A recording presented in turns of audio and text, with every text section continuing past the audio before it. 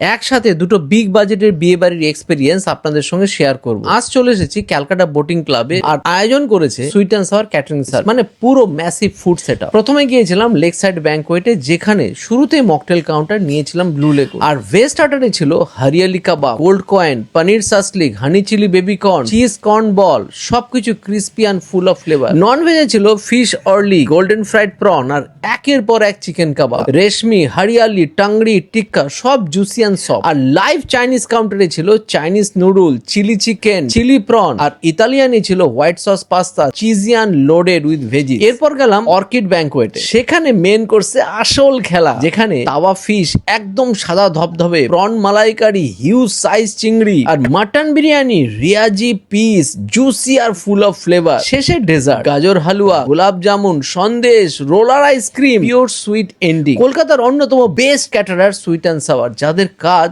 সত্যি অসাধারণ। তোমরা হলে কোনটা আগে নেবে, মাটন বিরিয়ানি না তাওয়া ফিশ? কমেন্টে জানিও।